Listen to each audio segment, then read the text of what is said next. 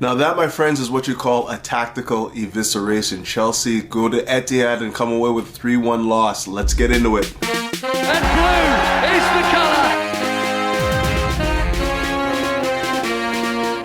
Essien! Drogba! Lampard! That could be the championship!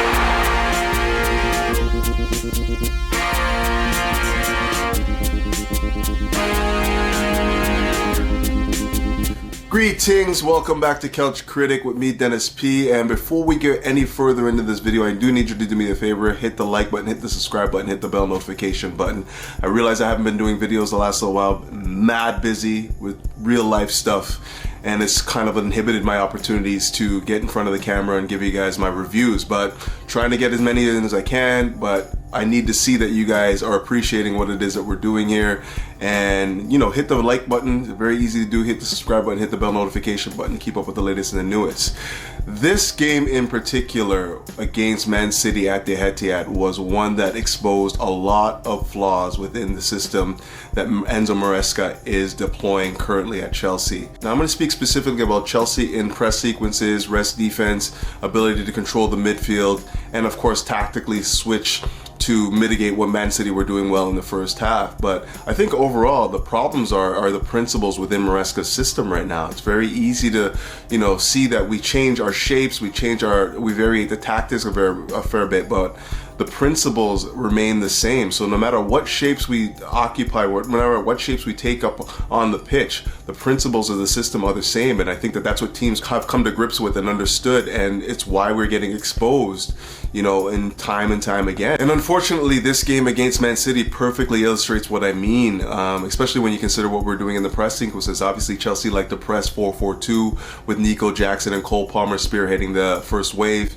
Then you have our wingers out wide, whether it be Madueke and Sancho, and our, you know, obviously in the middle areas of the pitch we have Enzo and Caicedo trying to soak up the second wave of the press and try and win the ball back. But the problems we ran into in the first half were basically the spaces that Bernardo Silva, Kovacic, and Gundogan decided to occupy.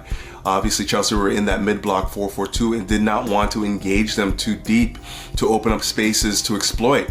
As a result, we're basically relying on their ability or inability to play the balls over the top and get into 1v1 situations. So the problems were twofold. There's either, you know, we hold a high line and you know, condense the space and hope that they overhit passes, which they did not do very often in this game, or we press them and open up those spaces for the likes of Phil Foden to get on the ball and Marmoush to get on the ball. And in either case, Chelsea were just not controlling the midfield. And of course, all the goals came from the ball over the top that was basically putting our defenders in 1v1 situations, which we are clearly not comfortable in defending. The first goal, Gavardio basically gives us the warning the time before he gets in behind and just basically drags a shot wide, but on another occasion, he hits the back of the net. Another opportunity, he gets on the ball. Madueke sleeping, and he gets the rebound and just bangs it in. But the problem was specifically Chelsea's inability to defend 1v1 situations. So I don't understand why we kept on finding ourselves in that position where we were always looking to defend 1v1 over the top. Why did we not just drop the line back, you know, absorb a little bit more pressure, compact a little bit more, and hit them on the break? Now, it's easy for me to see, and probably for you as well, that when Chelsea are playing their best football, when we're in the ascendancy of the match, it's usually because we have control of the midfield, and we do this obviously by creating a numerical advantage in the middle, a box four. And the best instance of this is when we had Caicedo inverting from the right side, from the right back position, coupling with Lavia, and then we had the likes of Enzo and Cole Palmer formulating that, you know, overload of that box in the midfield, and teams struggled with that time and time again. Now, obviously, we don't have the ability to play that way with Lavia out and Reece James coming back into the side, presenting a whole different set of tools to what we had with Caicedo inverting from the right side as a right back, right midfielder.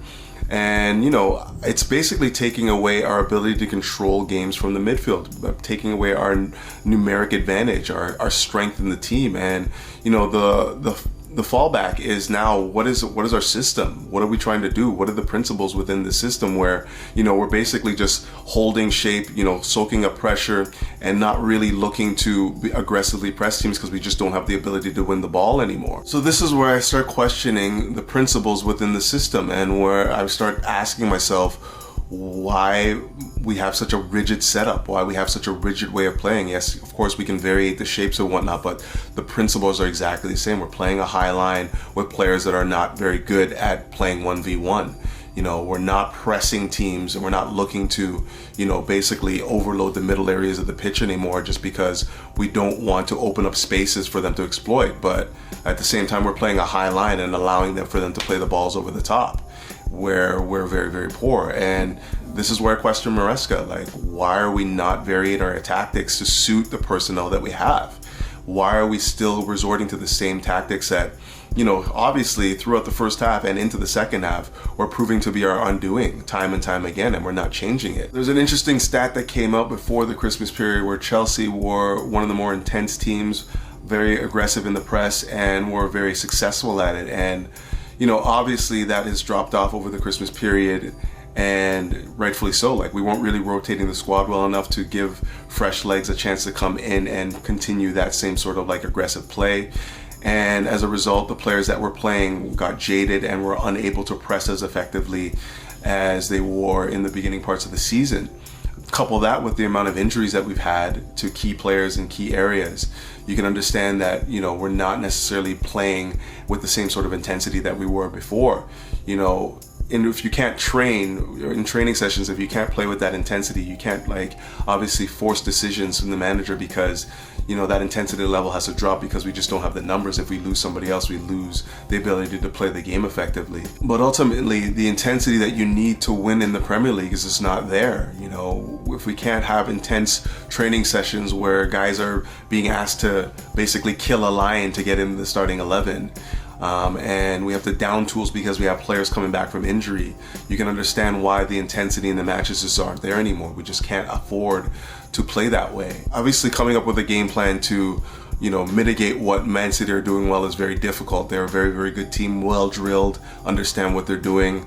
And from the moment they took off Kuzanov and brought on, John Stones, who was obviously much more well drilled and understands what it is that Guardiola wants, the game was very difficult for Chelsea to play. Now, we did make our own adjustments coming out of the second half to mitigate what they were doing when the likes of Kovacic, Gundogan, and Bernardo Silva were dropping deep and they got on the ball. And if you notice, we switched from a 4-4-2 press to a 4-3-3 with the likes of Nico Jackson sitting on the midfielder, whether it be Kovacic or Gundogan, whoever was coming into the midfield area to get on the ball. And it worked to a certain degree. Chelsea were able to get more control, basically cut off their supply line, keep them from getting onto the ball, allowed for somebody else to beat us. The problem that we found ourselves in was, now that Ederson had more control of the ball, he was able to pick passes, and he's very, very good at that. So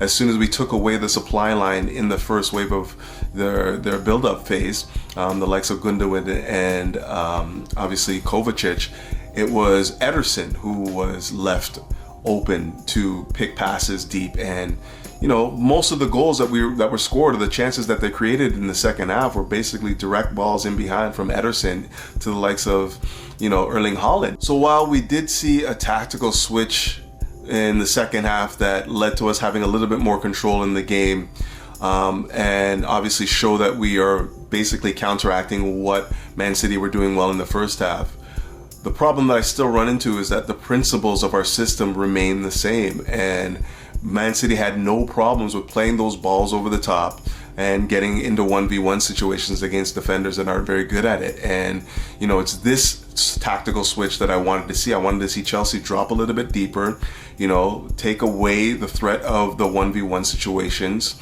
and look to play on the counter. And for whatever reason, we just never seen Maresca, set up a team that wants to play that way, that wants to basically, take away what teams are doing to us and effectively change his tactics to impact the game positively for Chelsea. And that was really the problem for me, not so much about how, Jackson was ineffective and we took him off finally after 60 minutes and brought on Nkunku, who was ineffective as well.